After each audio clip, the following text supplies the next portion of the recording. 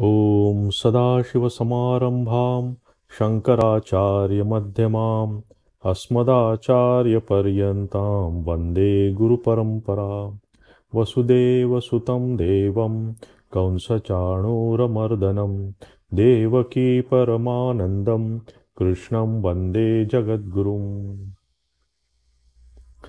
तर आपण आज या 11व्या अध्यायाचा आपण थोडा सारांश बघू किंवा समरी ज्याला आपण म्हणतो ती बघू.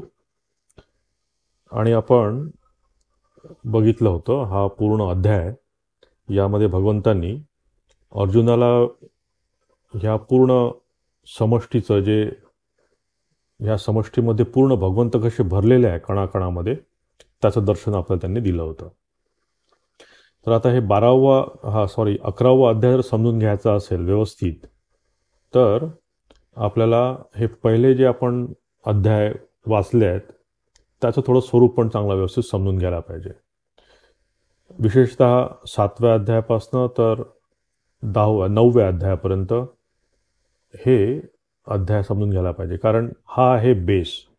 एकदमच जर कोणी विश्वरूप दर्शन जर वाचलं तर त्याला वाटेल हे काय आहे, भगवंत काय आहे, माया दाखवत आहेत किंवा काही जादू करतायत, सगळं दाखवत आहेत असं वाटेल त्याला. परंतु जर हे 7, 8, 9, 10, 9 चॅप्टर जर आपण व्यवस्थित वाचले तर ते वाचल्यानंतर ते आहे प्रिपरेशन. ते जर व्यवस्थित वाचले आपण तर या 11व्या अध्यायाचा संदर्भ आपल्याला व्यवस्थित लागू शकतो. या पहिल्या अध्यायांमध्ये काय सांगितलं आहे की तिथे भगवंताचं ईश्वरीय रूप सांगितलं आहे की ईश्वर कसा आहे, ईश्वराचं स्वरूप काय आहे, हां, आणि ईश्वराची व्याख्या केली गेली आहे तिथे. आपण 9व्या अध्यायात बघितलं होतं की भगवंत त्यांना म्हणतात की इदम तु ते गुह्यतवम प्रवक्ष्याम्यनसूयवे ज्ञानम विज्ञानसहितम यज्ञात्वा मोक्षसे शुभात. की 9व्या अध्यायात भगवंतांनी सांगितलं होतं की मी तुला हे जे तत्व आहे हे ज्ञान आणि विज्ञान याच्या सहित मी तुला सांगेन. म्हणजे या ईश्वराचं स्वरूप सगुण साकार कसं रूप आहे ते पण तुला मी सांगेन आणि निर्गुण निराकार स्वरूप कसं आहे भगवंताचं ते पण मी तुला सांगेन. हे भगवंतांनी 9व्या अध्यायात आपल्याला सांगितलं होतं.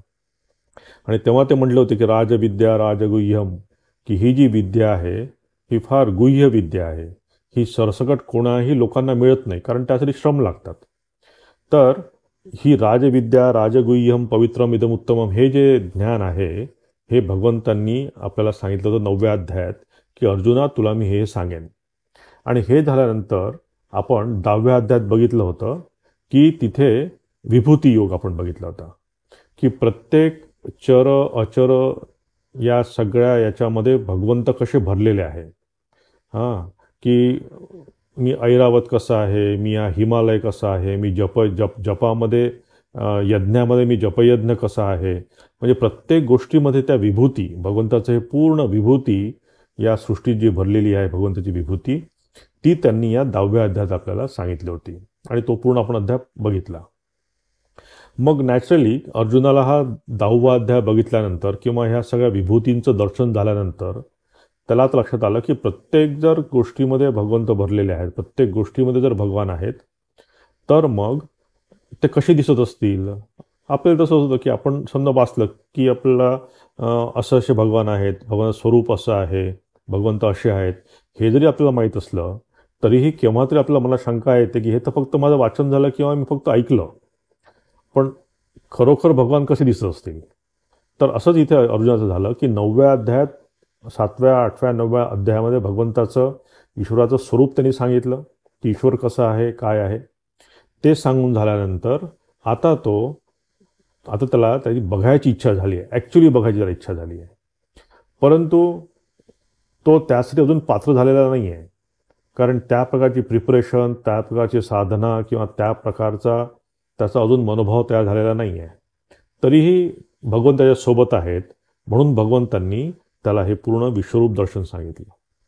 आणि आपण 9व्या अध्यायात बघितलं होतं की भगवंताचं हे जे स्वरूप आहे ते स्वरूप कसं आहे. भगवंतांनी तेव्हा सांगितलं होतं की मी जगत कारण ईश्वर आहे, या जगाचं कारण मी आहे.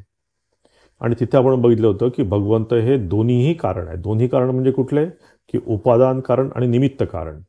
म्हणजे मटेरियल ज्याला कारण म्हणतो आपण आणि इफिशियंट कॉज. म्हणजे समजा आपल्याला हा टेबल तयार करायचा आहे तर टेबल तयार करायसाठी आपल्याला लाकूड पण पाहिजे आणि कार्पेंटर पण पाहिजे, दोन्हीही पाहिजे. म्हणजे कार्पेंटर झाला हा निमित्त कारण आणि लाकूड झालं हे मटेरियल कारण. तर हे दोन्हीही कारणं त्यासाठी आपल्याला आवश्यक असतात. आणि जेव्हा ह्या गोष्टी दोन्हीही एकत्र येतात तेव्हाच आपण त्याला जगतकारण ईश्वर म्हणतो. तर अशा ह्या जगतकारण ईश्वराची व्याख्या 7व्या, 8व्या आणि 9व्या अध्यायात भगवंतांनी आपल्याला केली होती. आणि त्यात आपण बघितलं होतं की भगवंत हे या पूर्ण जगामध्ये ट्रान्सफॉर्म झालेले आहेत. म्हणजे भगवंतांनीच ही सृष्टी तयार केली आहे आणि भगवंतच त्यामध्ये विराजमान आहेत. म्हणजे आता जर आपण कार्पेंटर आणि लाकूड किंवा टेबल याचा विचार केला तर तिथे कार्पेंटर वेगळा आहे आणि लाकूड वेगळं आहे. या दोन गोष्टी भिन्न आहेत तिथे. परंतु इथे या सृष्टीमध्ये भगवंत सांगतात की मीच तयार करणारा ही सृष्टी आणि मीच त्यामध्ये प्रवेश केला आहे. म्हणजे दोन्हीही मीच आहे, कारण आणि कार्य. टेबल आहे कार्य आणि कारण काय आहे? लाकूड. तर लाकूड पण मीच आहे आणि कार्य पण मीच आहे, दोन्हीही मीच आहे. तर हे एक तत्व 7व्या, 8व्या आणि 9व्या अध्यायात सांगितलं आणि फार महत्त्वाचं तत्व आहे आपल्या पूर्ण वेदांतामध्ये. कारण हे समजून घ्यायला पाहिजे. तेच समजलं नाही आपण तर बऱ्याच वेळा आपल्याला म्हणजे हे सगळे विश्वाचा हे जे जग आहे, हा जो प्रपंच आहे, हा आपल्याला आज प्रॉब्लेमॅटिक वाटतो की काय इथे सगळेच प्रॉब्लेम आहे, सगळं दुःख आहे याच्यामध्ये. पण जेव्हा आपण बघितलं की या सगळ्या गोष्टींमध्ये भगवंतच विराजमान आहे तर ते दुःख किंवा दुःखदायक हे जग हे आपल्याला वाटत नाही.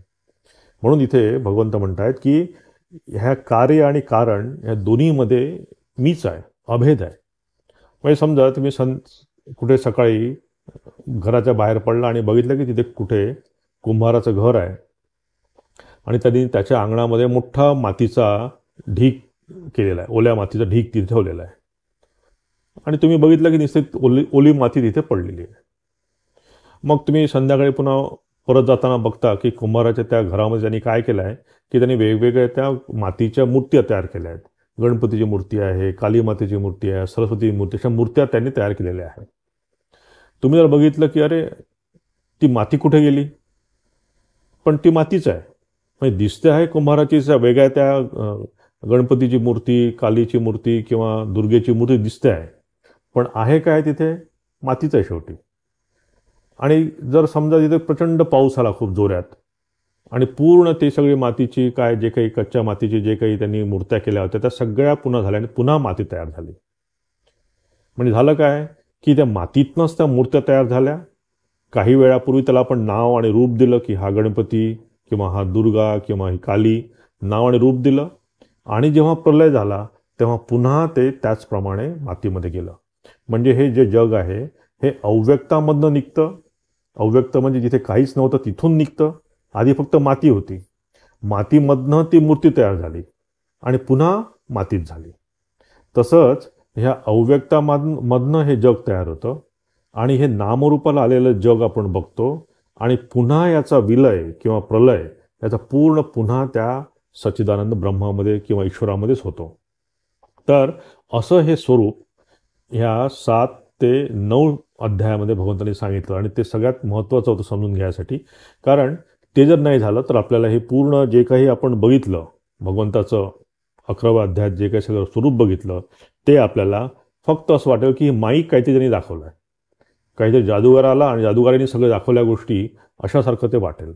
पण या विश्वात ईश्वर आहे हे समजून घेण्यासाठी हा 11वा अध्याय आपल्याला फार महत्त्वाचा होता. आणि तिथे मग भगवंत म्हणतायत त्याला की अर्जुन तिथे विचारतायत की आता मला हे पूर्ण दाखव. पूर्ण दाखव म्हणजे कसं की आतापर्यंत मी फक्त थेरॉटिकल बघितलं, आता मला प्रत्यक्ष बघायचं आहे.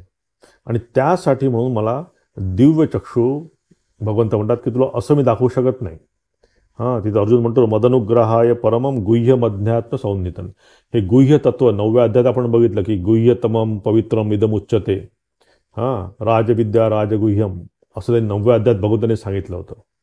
तर तेच गुह्य तत्व की जे सर्वसाधारण लोकांना दिसत नाही ते गुह्य तत्व मला प्रत्यक्ष बघायचं आहे असं अर्जुनाने भगवंताला म्हणतात की ते गुह्य तत्व जे आहे ते काय आहे तर मला प्रत्यक्ष बघायचं आहे. आणि ते बघायचं असेल तर भगवंत इथे म्हणतात की तुला त्यासाठी दिव्य चक्षु लागतील. अर्जुन म्हणतो मन्यसे यदि तशक्यम की तुम्हाला जर शक्य वाटत असेल की मला हे तत्व दाखवायचं, द्रष्टुमिती प्रभो, की मला हे तत्व बघायचं, मी जर योग्य वाटत असेल तुम्हाला तर मला हे दाखवा. आणि भगवंत म्हणतात की तुला मी दाखवू शकतो, पण त्यासाठी तुला दिव्य चक्षु लागतील. आणि दिव्य चक्षु कुठले आहेत? ते हेच मी मगाच सांगितलं की आपण हा या जगामध्ये ईश्वर भरलेला आहे हा भाव असणं, हा झाला दिव्य चक्षु. म्हणजे आपली बघायची दृष्टी या जगाकडे बदलायला पाहिजे. म्हणजे बघा, समजा तुम्हाला कोणी घरात आणून दिलं की एक वाटीमध्ये तुम्हाला पायस आणून दिला आणि तुम्ही तो खातात, आणि खाताना मध्येच तुम्हाला सांगितलं की तो ठाकुरांचा पायस आहे. लगेच तो अर्धा जो खाल पुढचा तुम्ही पायस, त्यात तुमचं पुन्हा सगळी भाव बदलून जातो. कारण त्यामध्ये ठाकुरांशी ते निगडीत झालं की ठाकुरांचा हा पायस आहे. म्हणजे प्रत्येक गोष्टीमध्ये जेव्हा ह्या ईश्वराच्या गोष्टी आहेत, की ईश्वराची किंवा माझ्या कुठल्याही आवडत्या माणसाची ही गोष्ट आहे, कशाला आपण देवाचं उदाहरण घ्या, अजून एक उदाहरण घेऊ शकतो. किंवा क्रिकेट खेळाडू कोणी आहे, सुनील गावस्कर म्हणा किंवा विराट कोहली म्हणा, यांची जर एखादी बॅट असेल, क्रिकेट खेळायची बॅट, आणि ती जर विक्रीला काढली तर लोक हजारो लाखो रुपये देतात त्या बॅटसाठी. आता तसं जर बघितलं त्या बॅटमध्ये काय आहे? नुसतं लाकूड आहे. त्या कार्पेंटरनी किंवा कुठल्या तरी मशीनच्या द्वारे ती बॅट बनवल्या गेली आहे क्रिकेट खेळायची, त्यात काहीच नाही आहे. पण ती बॅट सुनील गावस्करने यूज केली किंवा विराट कोहलीने यूज केली, म्हणून त्या बॅटला खूप महत्त्व आलं. मी मध्ये माताजींच्या म्हणजे जयरामवाटीच्या जवळ एक गाव आहे, तिथे गेलो होतो. तर तिथे एका खूप गरीब बाई आहे. त्या गरीब बाईच्या म्हणजे आजोबांना माताजींनी स्वतः, म्हणजे त्यांचा जन्म जेव्हा झाला होता त्या आजोबांचा, तेव्हा माताजींनी स्वतः त्यांना हातातल्या तिथे बाला दिल्या होत्या. तर त्या बाला बघण्यासाठी मी तिथे गेलो होतो आणि ते मला दाखवल्या. तर त्या दाखवताना ते म्हणले होते की बेलूर मठाने पण ह्या बाला मागितल्या होत्या, बेलूर मठाने काही पैसे पण द्यायचे मला कबूल केलं होतं, भरपूर सांगितलं होतं, पण मी दिल्या नाही ह्या, कारण ह्या माताजींच्याकडनं आलेलं आहे. तर सांगायचा उद्देश काय आहे की जेव्हा आपण पायस खातो किंवा जेव्हा माताजींच्या दिलेल्या बाल्यात आपण हात लावतो किंवा विराट कोहलीची जेव्हा बॅट बघतो आपण, तर त्यामध्ये आपला बघताना भाव बदलतो. आता हा बदलण्यासाठी तुम्हाला ते माहिती असायला पाहिजे. तुम्हाला जर माताजींबद्दल माहीत नसेल, तुम्हाला विराट कोहलीचं जर बॅटचं महत्त्व कळायचं असेल, तर विराट कोहलीची त्यांनी किती सेंचुरी केल्या, तो किती टेस्ट मॅच खेळला, तो किती कॅप्टन्सी त्यांनी जिंकल्या, किती मॅचेस त्यांनी जिंकल्या, हे सगळं माहीत असायला पाहिजे तुम्हाला. हे सगळं माहीत असल्यामुळेच तुमची त्याच्याबद्दलची ती इच्छा किंवा श्रद्धा वाढलेली आहे. तसंच आपल्याला ह्या भगवंताची जर हे पूर्ण ही लीला समजून घ्यायची असेल, ह्या प्रपंचामध्ये जे काही आपण बघितलं 11व्या अध्यायामध्ये, ते जर समजून घ्यायचं असेल तर भगवंताचं स्वरूप आपल्याला समजायला पाहिजे. ते स्वरूप समजलं तरच आपण याचा मूल्यांकन व्यवस्थित करू शकतो. म्हणून 7, 8, 9, 10 चॅप्टरमध्ये भगवंतानी जे काही सांगितलं आपल्याला, त्या सगळ्याचं मूल्यांकन ह्या 12व्या अध्यायात आपण इथे झालेलं आहे. म्हणूनच या ईश्वराचं स्वरूप जर जाणलं आपल्याला, तर हा 12वा अध्याय आपल्याला छान समजू शकतो. म्हणजे थोडक्यात काय की ईश्वराचं स्वरूप आपल्याला समजायला पाहिजे. कशासाठी? की त्याचं मूल्यांकन करायसाठी. समजा एखादा माझ्याकडे आला आणि म्हणला की 50 लाख रुपये मी दिले आणि विराट कोहलीची बॅट घेऊन आलो मी, आणि मला क्रिकेटबद्दल काहीच माहिती नसेल, तर मी काय म्हणेल की काय मूर्ख आहेस का तू, की त्या लाकडाच्या दांड्यासाठी तू 50 लाख रुपये दिले. तर ते मूल्यांकन करायसाठी पण ती जाण असायला पाहिजे. आणि ती जाण येते केव्हा? की जेव्हा आपण त्या ईश्वराचं स्वरूप आपण समजून घेतो त्यावेळेस. आता हे दिव्यचक्षु जेव्हा भगवंताने त्याला दिले, दिव्यचक्षु देणं म्हणजे काय की स्पेशल प्रकारचं एक माइंड, आपलं स्पेशल प्रकारचं माइंड म्हणजे काय, वेगळं काय आपल्याला तिथे यंत्र बसवायचं नाही आहे, पण ज्यामध्ये रागद्वेष नाही आहे, की जे रागद्वेषाच्या वरती उठलेलं माइंड आहे, मन आहे आपलं. हे पूर्ण जे आपली सध्याची जी काही परिस्थिती आहे, पूर्ण राग द्वेष मद मत्सर सगळं आपल्यामध्ये भरलेले आहेत, आणि ते भरून आपण चालतो आहे. आणि ते सोबत असताना हे कधीच शक्य नाही आहे की ईश्वराच्या या विराट स्वरूपामध्ये आपण बघू शकू. म्हणून तन मन धन हे सगळ्या गोष्टी जेव्हा आपण भगवंताला सरेंडर करतो, तेव्हाच ह्या ईश्वराचे दिव्य चक्षु आपल्याला मिळाले असं समजायला पाहिजे. आणि जेव्हा आपली तशी परिस्थिती येईल, तेव्हा ह्या विराट स्वरूपात जे 11व्या अध्यायात आपण सगळं बघितलं, त्याचं आपण ॲप्रिसिएशन म्हणा किंवा मूल्यांकन म्हणा आपण करू शकू. तर या अध्यायामध्ये पहिले हे जे श्लोक आहेत, म्हणजे 9 ते 14, इथे जवळपास आपल्या संजयनी सांगितलं की हे दिव्य स्वरूप म्हणजे दिव्य चक्षु मिळाल्यानंतर अर्जुनाला हे कसं दिसायला लागलं हे पूर्ण जगत. त्यांनी थोडी इंट्रोडक्शन केली पहिल्या याच्यामध्ये संजयाने, की हे सगळं झाल्यानंतर त्यांनी सगळं सांगितलं की अनेक वक्त्रनयनम अनेक अद्भुत दर्शनम अनेक दिव्याभरणम दिव्यानेक दत्ता एकदम, की हे सगळे अनेक वस्त्र घातलेले अनेक हात असलेले अनेक मुख असलेले असे भगवंत अर्जुना त्यांनी दाखवले. तर पहिल्या ह्या 5-6 श्लोकांमध्ये अर्जुनापेक्षा संजय त्याचं पूर्ण वर्णन करतो आणि पुढे 15 ते 31 श्लोकापर्यंत अर्जुन त्या पूर्ण विश्वरूपाचं स्वतः तो सांगतो की मी काय काय बघतोय. ते आता आपण बघितलं सगळं, पुन्हा ते आपल्याला रिपीट करायची आवश्यकता नाही. पश्यामी देवांस्तव देवदे हे सर्वांसता भूतविशेष संघात, की मी सगळे ऋषी मुनी ब्रह्म ह्या सगळ्यांना मी यात बघतोय. आणि अनेक बाहू उद्रवक्त नेत्रम पश्चामी त्वाम सर्व अनंतरूप, तो अनंतरूप भगवंताचं बघतो आहे. आता या पहिल्या फेजमध्ये अर्जुन खूप आश्चर्यचकित झालेला आहे बघून, की भगवंताचं हे विराट स्वरूप बघून, भगवंताची विराट हे माईक सगळं ऐश्वर्य बघून तो आश्चर्यचकित झालेला आहे.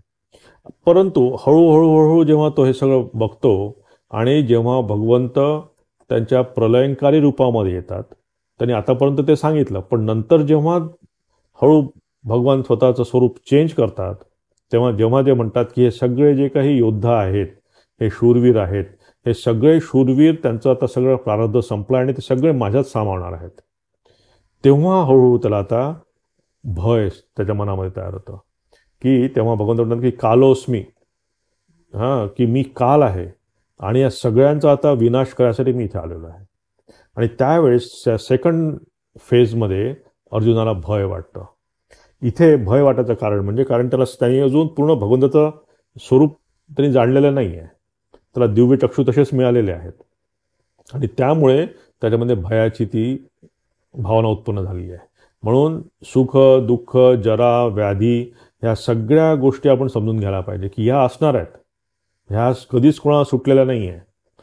ह्या म्हणजे आता मी जर समजा लहान 15 वर्षाचं असताना सारखं जर मी म्हणेन की मी पळेन किंवा खाणं पिणं करेन किंवा सगळं करणं शक्य नाही आहे.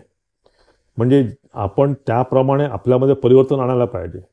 तसंच ह्या जगाचं खरी संकल्पना की भगवान हा सृष्टी स्थिती आणि प्रलयकारी पण भगवंत आहेत, हे समजून घेणं फार महत्त्वाचं आहे.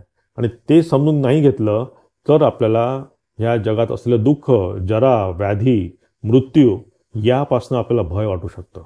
आणि ते जर वाटत असेल तर आपली पूर्ण तशी तयारी झालेली नाही असं समजून घ्यायला पाहिजे, तशी परिपक्वता आपल्यामध्ये आलेली नाही हे समजून घ्यायला पाहिजे. म्हणूनच या दुसऱ्या याच्यामध्ये भगवंताच्या रूपाला बघून तो घाबरलेला आहे. आणि नंतर आपण 33व्या श्लोकामध्ये महत्त्वाचा श्लोक आपण बघितला होता की तिथे म्हणतात की भगवंत म्हणतात की तू निमित्त मात्र हो, की निमित्त मात्र भवसव्यसाचे, की ह्या पूर्ण जगाचं जे काही हा सगळं चालू आहे, हा पूर्ण तू जे काही करतो आहे, या सगळ्या गोष्टींमध्ये तू फक्त निमित्त हो. आणि निमित्त व्हावं म्हणजे काय, यासाठी आपण एक संपूर्ण प्रवचन एक क्लास पूर्ण आपण त्यासाठी घातलेला आहे. तर निमित्त थोडक्यात होणं म्हणजे काय की हा जो धर्माचा पूर्ण काय चक्कर चालू आहे याच्यात तू फक्त पार्ट हो, तू फक्त एक पार्ट राहा त्याच्यामध्ये. म्हणजे एखादा मोठा ऑर्केस्ट्रा चालू आहे, त्या मोठ्या ऑर्केस्ट्रामध्ये संगीत कोणी व्हायोलिन वाजवत आहे, कोणी तबला वाजवत आहे, कोणी पखवाज वाजवत आहे, कोणी प्रत्यक्ष गाणं म्हणत आहे. आता या सगळ्यांमध्ये सिम्फनी पाहिजे, सगळ्यांमध्ये एकसूत्रता पाहिजे. कोणी जर आपल्याप्रमाणे वेगवेगळ्या प्रमाणे वाजवलं तर तो ऑर्केस्ट्रा त्याला म्हणता येणार, त्यातनं खरा एक सूर बाहेर येणार नाही. तसंच हे भगवंताचे चंद्र सूर्य तारे हे सगळे जे काही आहे हे सगळे बघा एका शिस्तीत चालू आहे सगळं. गुरुत्वाकर्षण शक्ती हजारो बिलियन वर्षापासून तीच चालू आहे. गुरुत्वाकर्षण शक्तीने जर म्हटलं की नाही आज एक रविवार आज सुट्टी घेतो मी, तसं कधीच घेत नाही तो. हा पूर्ण जे काही हा खेळ चालू आहे भगवंताचा, हा पूर्ण त्या अद्भुत एका शक्तीमुळे चालू आहे आणि ती शक्ती सदैव कार्यरत आहे, सदैव कार्य करते. सूर्य कधीच म्हणत नाही की नाही आज मी आळसावलो आहे, मी सकाळी 12 वाजता निघेन तुमच्याकडे. तो ज्या वेळेस यायला पाहिजे त्याच वेळेस तो व्यवस्थित येतो. जसं ऑर्केस्ट्राचा आहे किंवा जसं ह्या पूर्ण या सृष्टीचा नियम आहे त्या नियमाला आपण धरून गेलो तर या धर्माला जाणं म्हणतात त्याला, की या सगळ्या नियमामध्ये मी जाणं म्हणजेच निमित्त होणं आहे. म्हणजे माझ्या रागद्वेषाला सोडून मी वागणार. बरेच वेळा आपण या रागद्वेषाला धरूनच आपलं जीवन घालवत असतो. किंवा आमचं सांघिक जीवन बघा, की आमच्या इथे इतके संन्यासी आहेत, प्रचंड हुशार लोक आहेत, कोणी डॉक्टर आहे, कोणी इंजिनियर आहे, कोणी खूप चांगला वक्ता आहे, खूप चांगला बोलणारा आहे, किंवा खूप छान गायन करणारा आहे, खूप वादन करणारे आहे. पण यांनी जर प्रत्येकाने स्वतःचा रागद्वेष मिळून जर म्हटलं की नाही मी फक्त गाणंच म्हणेन, मी फक्त लेक्चर देतच सुटेन, असं म्हटलं तर, असं जर ते म्हणत असतील तर तो त्यांच्या स्वतःचा रागद्वेष घेऊन ते वागतायत असं म्हणता येईल. पण जर त्यांनी या पूर्ण हे जे रामकृष्ण मिशनचं जे यंत्र आहे त्या यंत्रामध्ये आपण एक पार्ट आहे असं समजून त्यांनी जर त्याच्यामध्ये प्रवेश केला तर ते झालं निमित्त होणं. म्हणजे मी जर माझ्या रागद्वेषाप्रमाणे जर वेगळा निघालो तर मी निमित्त नाही होत, मग मी माझ्याप्रमाणे वागलो. तर तसंच ही पूर्ण जगाचा हा जो नियम आहे, हे धर्मचक्र जे आहे, या धर्मचक्राला घेऊन जर आपण चाललो तर भगवंत म्हणतात की तू निमित्त मात्र होशील, हे तिथे भगवंत सांगतायत. आणि मग हळूहळू आपण शेवटी जेव्हा आता 36 ते जवळपास 45 पर्यंत अर्जुन आता भगवंताला सरेंडर करतोय. तो म्हणतोय की भगवंत की तुम्ही आतापर्यंत मला हे जे काही सगळं सांगितलं हे सगळं ठीक आहे, मी ऐकून घेतलं, पण मला तुमचं हे अकराळ बिकराळ रूप काय तर बघवत नाही आहे. तुम्ही पुन्हा तुमच्या या नॉर्मल जे काही भगवंताचं रूप आहे, ज्याला आपण काय म्हणतो त्याला सौम्य रूप भगवंताचं, त्या सौम्य रूपात तुम्ही परत या. पहिल्यांदा त्याला खूप आश्चर्य वाटलं होतं, नंतर ते आश्चर्य भयामध्ये परिणत झालं, आणि नंतर ते आता तो म्हणतोय की नाही मला हे काहीही नको आहे, आता मला तुमचं पुन्हा ते ज्या रूपामध्ये तुम्ही माझ्याशी व्यवहार करता सौम्य रूप, त्या सौम्य रूपामध्ये तुम्ही माझ्यासमोर या. आणि मग भगवंत म्हणतात की हे तूच मला सांगितलं दाखवायसाठी, मी तुला दाखवलं, आता तूच जेव्हा म्हणतोय की नको आहे मला बघायचं, मी ठीक आहे, मी गुंडाळून घेतो सगळं माझं ते रूप. म्हणून भगवंत आपण बघतो की तिथे पूर्ण भगवंत त्याचं सगळं रूप जे दाखवलं होतं, ते विश्वरूप दाखवलं होतं, ते पूर्ण गुंडाळून घेतात. आणि शेवटच्या याच्यामध्ये तो अर्जुन त्यांना 8-10 श्लोकामध्ये खूप प्रार्थना करतो की माझं काही चुकलं असेल तर मला माफ करा, मी तुमच्या मित्रासारखा मी होतो, तुमच्यासोबत जेवलो, उठलो, बसलो, आणि या सगळ्या याच्यामध्ये माझ्याच्याने जर काही चूक झाली असेल तर मला माफ करा. कारण त्यांनी हे सगळं जे मोठं रूप भगवंताचं बघितलं त्यावरनं तर लक्षात आलं होतं की आता हे काय म्हणतात त्याला माझ्यावर मोठी चूक झाली आहे की मग भगवंताशी असं वागलो. आणि पुन्हा मग भगवंत नॉर्मल आपल्या रूपामध्ये येतात. मग आता हे जे अर्जुनाला झालं की नाही मला ते रूप बघायचं नाही, मला पुन्हा सौम्य रूप बघायचं आहे, हे झालं कारण याचं आहे की त्याच्यामध्ये ती मॅच्युरिटी, ती साधनेच्या द्वारा त्याच्यामध्ये मॅच्युरिटी आलेली नव्हती. म्हणून आपण काय करायला पाहिजे की जो काही आपल्याला हे जर विश्वरूपाचं जर आपल्याला ॲप्रिशिएट करायचं असेल, किंवा भगवंताचं हे जे वैश्विक रूप आहे हे जर बघायचं असेल तर आपल्याला त्याप्रमाणे तयार व्हायला पाहिजे. नाहीतर या भगवंताच्या, कारण एका क्षणात पूर्ण जीवन बदलू शकतं आपलं. जर आपल्यामध्ये एवढी मॅच्युरिटी नसेल तर पूर्ण सगळं जे काही पुस्तकात वाचलं आहे, जे काही आपण प्रवचन ऐकले ते सगळे उडून जाऊ शकतात. एक कोणी शब्द आपल्याला बोलतो आणि ते त्या शब्दामुळे आपलं मन अस्थिर होऊन जातं, 4-4 दिवस आपल्याला झोप येत नाही की त्यांनी तसं का म्हटलं. तर असा एखादा छोटीशी घटना जीवनात घडली आपण तर आपण पूर्ण कोसळून पडू शकतो. म्हणून हे जे भगवंताचं विश्वरूप दर्शन आहे हे ॲप्रिशिएट करायचं असेल तर आपल्याला साधना करायला पाहिजे. काय साधना करायला पाहिजे? जे काही सांगितले शास्त्रामध्ये की आपण कर्मयोग करायला पाहिजे. कर्मयोग करता करता हा आपला अहंकार, ममकार जो आहे, अहम मम भाव जो आहे, तो अहम मम भाव मी कमी करायला पाहिजे. आणि हळूहळू हळूहळू आपण ते बिल्डअप करायला पाहिजे. हळूहळू आपली अटॅचमेंट आपण त्याच्यामुळे आपली निघून जाईल की मी कुठल्याही या जागतिक गोष्टीमध्ये आता मी अटॅच होणार नाही, मी भगवंताला पूर्ण शरणागत मी राहील. आणि ती शरणागती झाल्यानंतर जो काही मला मिळेल प्रसाद रूपाने भगवंताच्याकडनं, सुख मिळेल, दुःख मिळेल, चांगलं मिळेल, वाईट मिळेल, जय मिळेल, पराजय मिळेल, काहीही मिळेल, जो काही मिळेल तो जर मी प्रसाद रूपाने ग्रहण केला तर आपण हळूहळू आपल्या याच्यामध्ये जाईल. की अर्थकाम असू देत ना, सध्या आपल्या जीवनामध्ये जर काही अर्थ आणि कामाला जर महत्त्व असेल तर असू देत, त्याच्यासाठी भगवंत आहेत. भगवंतांना आपण पैसे पण मागू शकतो, अर्थ पण मागू शकतो, आपल्या मनामध्ये काही वासना असतील पूर्ण करायच्या त्या पण मागू शकतो. त्याच्याबद्दल आपल्या शास्त्रावर नाही म्हटलेलं नाही आहे. कोणी जर एकरूप दर्शनाला म्हणजे कुठल्या एका रूपावर जर दर्शन किंवा त्याच्यावर जर आपण केंद्रित मन करत असू तर त्यामध्ये पण काही चूक नाही आहे. तिथे आपण काही शास्त्र म्हणत नाही की नाही तुम्ही सदैव विश्वरूपावर मन केंद्रित करा, एकरूपावर सोडून द्या, असंही म्हणत नाही आहे. पण हळूहळू हे करत असताना लक्षात घ्यायला पाहिजे की हे अर्थ आणि कामाचं असलेलं जीवन त्याच्या लिमिटेशन पण आपण लक्षात घेऊन घ्यायला पाहिजे की अर्थ आणि काम मागायला हरकत नाही आहे, त्याप्रमाणे जीवन व्यापन करायला हरकत नाही आहे, पण त्याच्या लिमिटेशन काय आहे हे आपण समजून घेतलं पाहिजे. किंवा एकरूप दर्शनासाठी म्हणून आपण लालायित व्हायचं का, की एकरूप दर्शनाच्या काय लिमिटेशन आहे की ते येणार आणि जाणार आहे. म्हणून चैतन्य स्वरूपच भगवंत हे आपले सदैव असणार आपल्यासोबत, तर त्याचं पण लिमिटेशन आपण बघायला पाहिजे. तर हळूहळू ही स्टेजेस आहेत की हळूहळू हळूहळू जर आपण असं करत बिल्टअप करत गेलो आपलं लाईफ, कर्मयोग, उपासना आणि त्यासोबत जर विवेक विचार जर आपला राहिला तर आपल्याला त्या प्रगल्भतेकडे किंवा त्या मॅच्युरिटीकडे जायला आपल्याला वेळ लागणार नाही. हेच आपण या विश्वरूप दर्शनात बघायला पाहिजे. मग आता विश्वरूप दर्शनामुळे फायदे काय होऊ शकतात आपल्याला, की हे जर विश्वरूप दर्शन झालं तर त्याचं बेनिफिट काय आहे. तर पहिला तर बेनिफिट आहे आपलं की द्वेष बुद्धी आपली निघून जाईल. कारण या सगळ्याच गोष्टीमध्ये जर ईश्वर असेल तर मी कोणाला द्वेष दाखवायचा, कोणाशी मैत्री करायची आणि कोणाचा द्वेष करायचा, कारण सगळंच भगवंत झालेलं आहे. हे जर झालं तर पूर्ण आपलं राग द्वेषात्मक आजचं जे जीवन आहे ते बघा पूर्ण बदलून जाईल. त्या बघण्याच्या त्या दृष्टिकोनामध्ये एकदम बदलून जाईल, आपला पूर्ण भावच बदलून जाईल या जगाकडे बघायचा. दुसरी गोष्ट काय होईल की आपल्याला या पूर्ण जगाबद्दलची जी आसक्ती होती, आसक्ती काय की आपल्याला पाहिजे असतं या जगामधनं आपण घ्यायचा विचार करतो सदैव की मग काय मिळेल मला, तो विचार निघून जातो. कारण या जगामध्येच तुम्ही राहणार आहात, या जगामध्येच तुम्ही विलीन होणार आहात, हे वेगळं काहीच नाही आहे. मी आणि म्हणजे त्या मातीच्या भांड्याने जर म्हटलं की मी जर फुटलो तर माझं अस्तित्व संपलं असं होणार नाही आहे. मातीचं भांडं जेव्हा होतं तेव्हाही ते मातीचं आहे आणि मातीचं भांडं जेव्हा फुटलं तेव्हाही ते मातीच असणार आहे. तर त्या चैतन्य स्वरूपाने जर आपण आपलं बघितलं की हे सगळं आपलं चैतन्य स्वरूप आहे असं जर विचार केला आपण, तर तिसरा ॲडव्हान्टेज आपल्याला मिळू शकतो की आपला हळूहळू अहंकार गळून पडतो. की या मन जर मोठं झालं, मोठं विस्तृत जर मन झालं तर हा आपला क्षुद्र अहंकार जसा आहे हा हळूच गळून पडतो.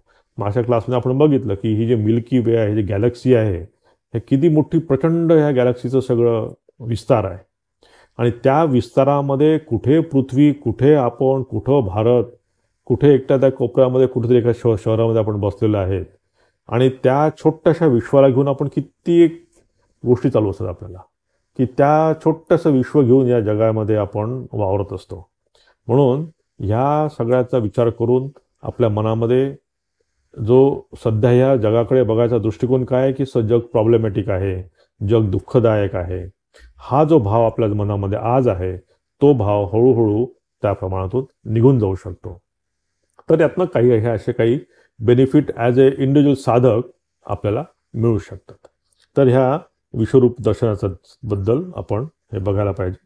आणि यानंतर आता भगवंत पुढच्या क्लासपासून आपण सुरुवात करू. यानंतर भगवंत आपल्याला भक्तियोगाबद्दल सांगतील. कारण आतापर्यंत भगवंतांनी सांख्ययोग सांगितला, म्हणजे ज्ञानमार्ग सांगितला, नंतर त्यांनी कर्मयोग पण सांगितला कसा करायचा, नंतर त्यांनी अर्जुनाला विभूती सांगितली कसा मी आहे, 10व्या अध्यायामध्ये त्यांनी पूर्ण विभूती सांगितली, प्रत्येक चराचरामध्ये भरलेलो आहे.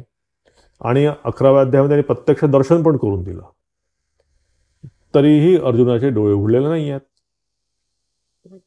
आणि हेच महत्त्व आहे आपल्या शास्त्राचं. म्हणजे ही त्याला श्रुती माता म्हणतात की शास्त्र त्यांना माहीत आहे इतकं कठीण आहे, सगळं इतकं सोपं नाही आहे. हे सारखं सारखं हे जे मळभ आहे, सारखा सारखा हा जो मायेचा आपल्यासमोर पुन्हा एक येतो, पुन्हा असं वाटतं की सगळं बरोबर आहे, असंच आहे सगळं, पुन्हा कसं तरी ते माया पुन्हा डोळ्यासमोर येते आणि आपलं ते अहम हा जो भाव आहे हा पुन्हा आपला वरती येतो. तर त्यासाठी सारखी सारखी श्रुती आपल्याला सांगते की नाही हे असं कर तसं कर. आता मी याप्रमाणे सांगितलं तुला, मी कर्मयोग सांगितला तो करून बघ, मी तुला ज्ञानयोग सांगितला तो करून बघ. आता प्रत्यक्ष दाखवल्यानंतर तुझं काही तुझ्यामध्ये काही बदल आला तर पहा, आता मी तुला भक्तियोग सांगतो, त्यामुळे जर काही झालं तर बघ. तर असं करत करत भगवंत आपल्याला, श्रुती माता आपल्याला हळूहळू त्या भगवंत परमेश्वराच्या दर्शनाकडे आपल्याला घेऊन जाईल. आपण आता आज इथेच थांबू. पुढच्या क्लासपासून आपण मग 12वा अध्याय सुरू करू. ओम शांती शांती शांती. हरि ओम तत्सत. श्रीरामकृष्णार्पणमस्तु.